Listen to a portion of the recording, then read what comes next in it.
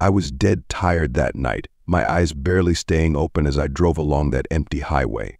It was one of those shifts where every hour dragged on longer than the last, and by the time I was finally heading home, I was practically counting the seconds until I could get some sleep. I glanced down at my fuel gauge and cursed under my breath.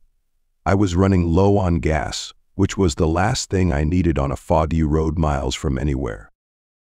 The fog was thickening fast, swallowing up the trees on either side and making the headlights seem useless. It had this glow to it, as if it were alive, shifting around the car in a way that made everything outside look like a shadow. I should have known then that I was in for something strange. That's when I saw her just up ahead, standing by the side of the road. She was half hidden in the fog, and at first, I thought she might be some weird reflection or trick of the light. But as I got closer, I could see her more clearly, a woman, standing there all alone, her clothes soaked and clinging to her, as if she'd been caught out in the rain. She looked like she'd been through something rough. Her dress was torn in places, and she was shivering, visibly distressed. A part of me screamed that I should just keep driving, but another part, a quieter part, felt like it couldn't just leave her there. She looked lost. Against my better judgment, I pulled over. I rolled down the window and leaned over, asking if she needed help. Her face was pale, almost too pale, and when she spoke, her voice was barely a whisper. I had to strain to hear her, and even then, it was hard to make out what she was saying. But she nodded, and after a moment opened the passenger door and climbed in. She didn't say much, just gave me this vague direction to a place up the road. I couldn't get more than that out of her. Just up the road. But the way she said it, it felt like it was important, like that was exactly where she needed to be, and there was no question about it. As we started driving, I tried to break the silence, asking her what had happened, if she was okay. But she just stared straight ahead, her eyes locked on something far beyond the windshield, as if she wasn't even there with me.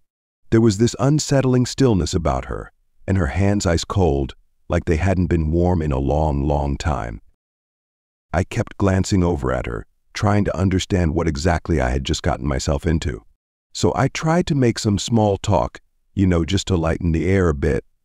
I asked her why she was out there all alone in the middle of nowhere, but she barely looked my way. When she did finally speak, it was like she was talking to herself more than to me. "I didn't mean to be here," she whispered, almost like an apology. Then she added, "It's all my fault." I didn't know what she was talking about, but I felt this chill run down my spine. Her words didn't make sense, but the way she said them, they hit me deep, like she'd been carrying them for years. Her hands were resting on her lap, and when I glanced down, I noticed they were bone white, just unnaturally cold.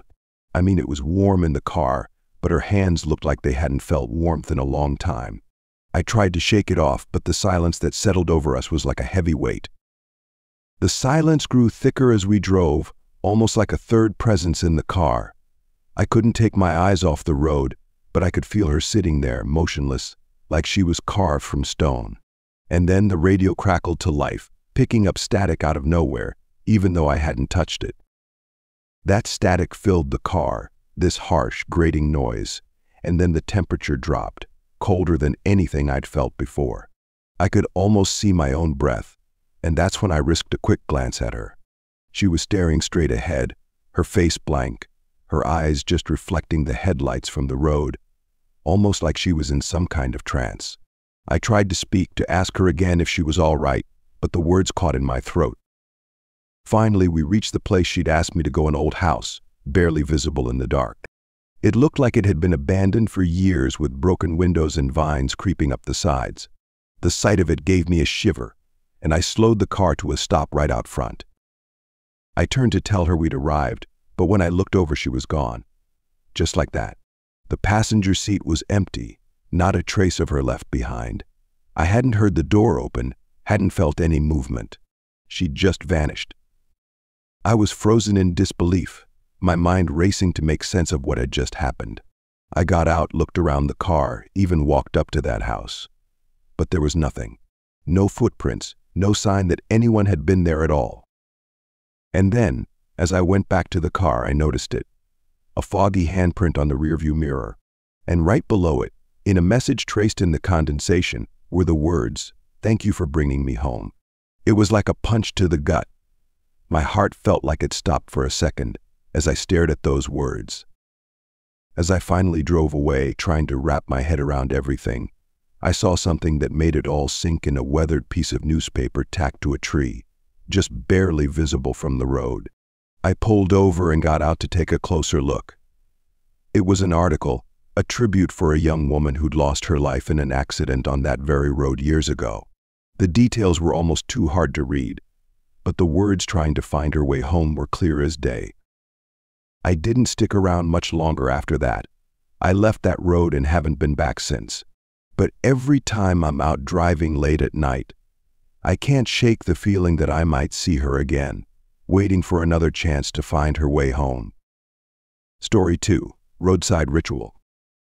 I remember the night Mike and I stumbled upon something on that narrow back road, the kind of thing you'd expect only in your worst nightmares. It still plays over in my mind even now, and I don't think I'll ever forget it. We had just finished a weekend getaway, and though it was getting late, we decided to take a shortcut to save time. After all, the GPS had marked it as a quick route back home, and we wanted to be in our own bed sooner rather than later.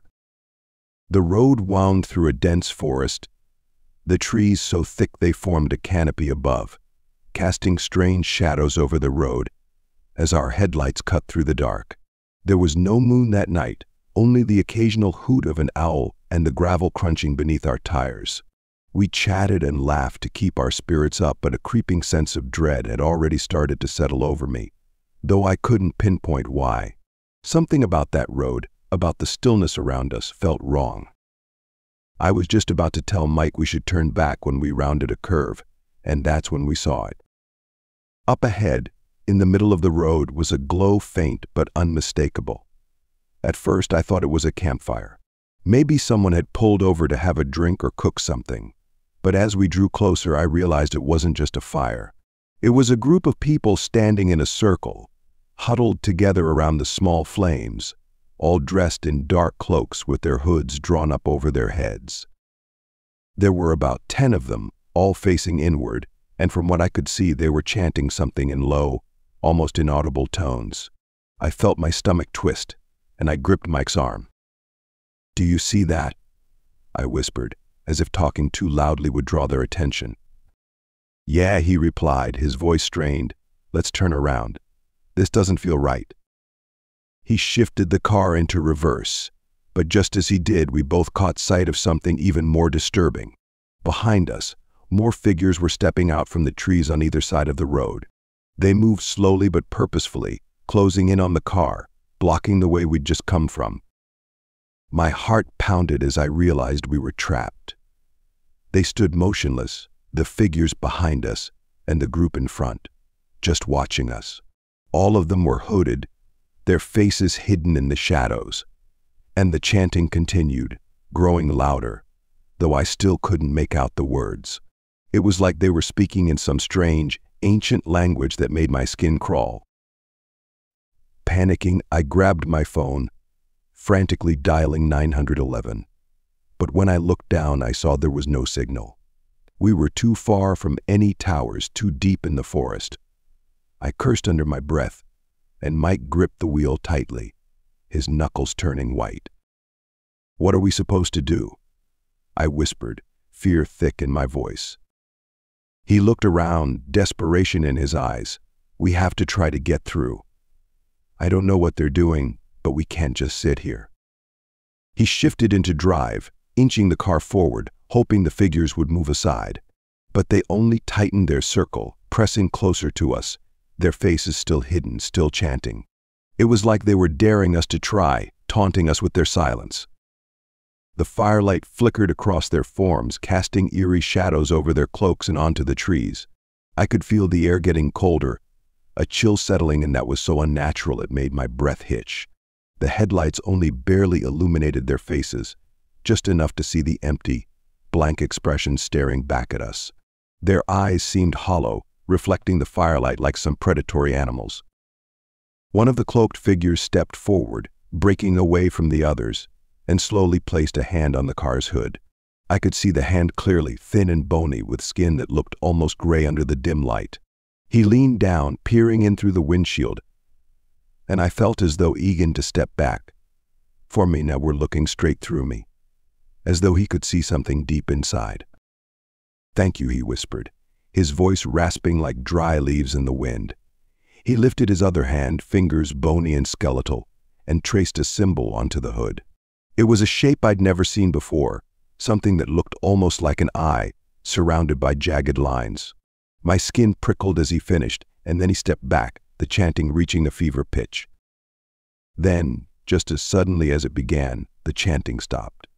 The silence was immediate, almost deafening. The figures all turned to face us, and then they began to step back, forming a narrow path in the road. It was as if they were giving us permission to leave.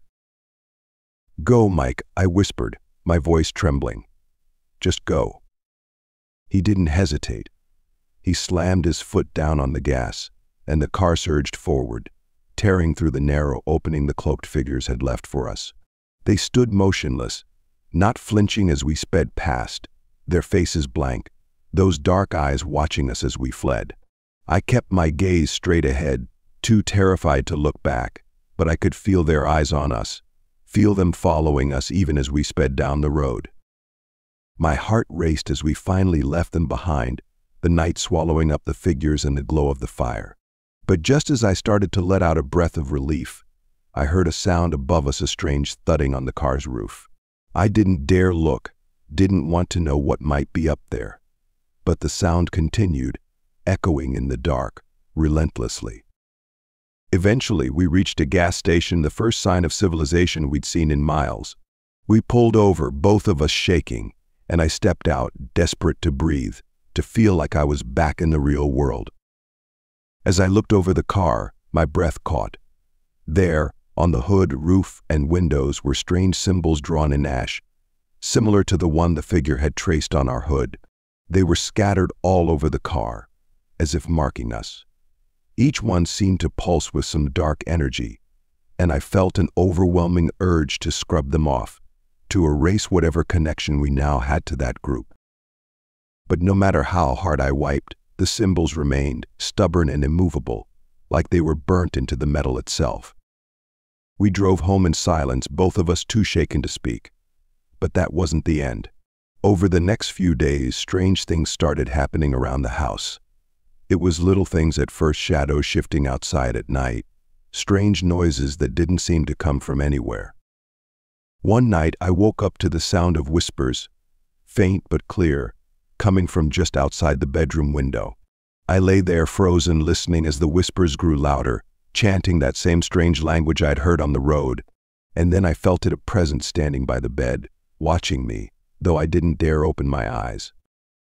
The next morning, I told Mike what had happened, and his face went pale. He had heard it too. We were both trapped, both haunted by that night. The symbols on the car, the figures on the road, they had marked us. And no matter how far we ran, how hard we tried to forget, they'd find us.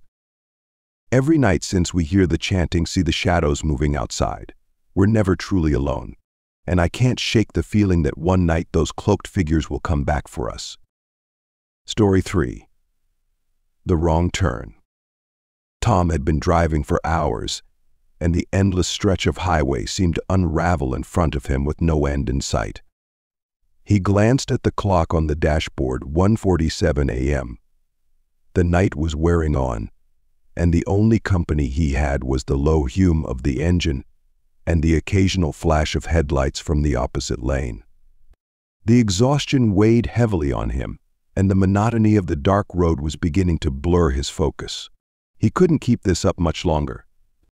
Just as he was debating pulling over to nap on the side of the road, a sign appeared up ahead, illuminated by his headlights, rest area, 2 miles. Tom breathed a sigh of relief. A rest stop was perfect. He could stretch his legs, grab a drink, and recharge just enough to push through until he found a hotel. As he neared the exit, The rest stop loomed like an oasis in the otherwise empty road. Yet, as he took the off-ramp and pulled into the parking lot, the first signs of unease began to stir in his chest. The place was utterly deserted. Only one dim light flickered over the restroom building, casting long, distorted shadows across the cracked pavement. Tom parked his car under the light, hoping the small bit of illumination would help calm the unsettling feeling creeping up his spine. The entire rest area was silent, too silent. He couldn't shake the feeling that he was being watched, though he knew it was ridiculous. Who would be out here in the middle of nowhere at this hour? He turned off the engine and took a deep breath, trying to steady himself. "Just a quick break," he muttered, grabbing his water bottle and stepping out into the chilly night air. As he closed the car door and started toward the restroom, the silence became more oppressive, almost tangible. He could hear every crunch of gravel under his feet, every breath he took. Halfway to the restroom, he heard a soft sound behind him, like the scuffle of footsteps on gravel. Tom froze, his heart hammering in his chest. Slowly he turned, scanning the darkened edges of the parking lot. Nothing. Only the thick shadow of trees that bordered the rest area, standing tall and unmoving in the night. "You're just tired," he told himself, trying to shake the feeling. But as he continued walking, he couldn't shake the feeling of eyes on him. When he reached the restroom, he paused at the entrance, glancing back one more time at the parking lot. That's when he saw a shadow, darker than the rest, lingering just at the edge of the light. It was difficult to make out, but he thought he saw the outline of a figure, standing just beyond the reach of the dim, flickering bulb. A chill ran down his spine, and his mind raced with unease. He didn't know what was worse, the thought that someone was actually there, or the thought that his exhaustion was causing him to see things. Either way, he had to leave. Abandoning the restroom, Tom quickly turned back toward his car, trying to keep his movements calm. But as he neared the vehicle, he felt a prickling sensation at the back of his neck, a sure sign that someone was watching him. He glanced back, and the figure was closer, stepping just within the circle of light.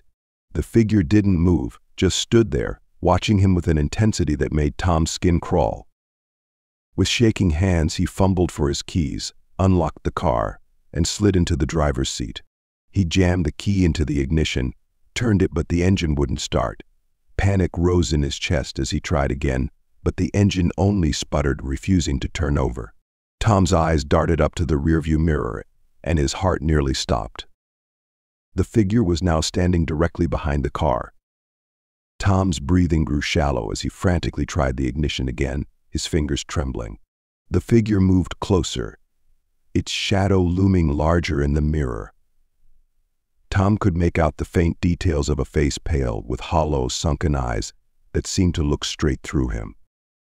Come on," he muttered, praying for the car to start. His heart raced as he turned the key one last time, and finally, the engine roared to life. Relief washed over him, but only for a split second. He glanced in the mirror once more, and the figure had vanished. Without hesitation, Tom slammed his foot on the gas, the tires squealing as he sped out of the parking lot. His hands gripped the steering wheel tightly, and he dared not look back. But just as he reached the entrance to the highway, he saw something out of the corner of his eye, a figure standing in the shadows by the road, watching as he drove away. He kept driving, the rest area disappearing into the darkness behind him, but the fear clung to him, prickling his skin and keeping him wide awake. His mind replayed the sight of that pale, hollow-eyed face staring at him, the intensity of the gaze still fresh in his memory. An hour later, he finally spotted the welcoming lights of a roadside motel. Exhausted and shaken, he pulled in and checked into a room, thankful for the safety of 4 solid walls. As he made his way to his room, he passed through the lobby, where a small stack of local newspapers sat on a coffee table. One headline caught his eye, freezing him in place: "Mysterious disappearances continue at local rest area." He reached down, grabbing the paper and scanning the article. According to the story, several travelers had gone missing from that very rest stop in recent months. The article mentioned strange sightings reported by other drivers, shadowy figures lurking around cars, strange sounds, and even sightings of a pale figure with hollow eyes. But it was the photo that stopped him cold. There, in a grainy black and white shot, was the rest stop he'd just left, with a dark, cloaked figure standing at the edge of the parking lot, barely visible in the shadows. Tom's heart pounded as he stared at the photograph, bile rising in his throat. He had seen that same figure. And worse, he knew deep down that it wasn't just some strange coincidence or shared hallucination among travelers. Something real was out there, something watching and waiting at that lonely rest stop. Even as he tried to push the thought from his mind, a chill ran over him. He forced himself to put down the newspaper and headed to his room, determined to get some rest.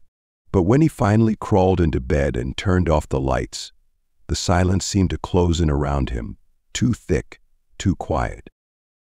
Just as he was beginning to drift off, he heard it, a faint scratching sound coming from the hallway.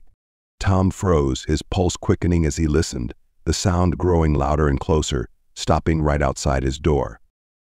His heart hammered, and he held his breath, straining to hear. Then, softly, he heard a voice, hollow and echoing, just on the other side of the door. "Thank you for stopping by." The voice sent a wave of terror through him, and he lay there, paralyzed with fear, as the scratching slowly faded away. But the words lingered, haunting him in the darkness.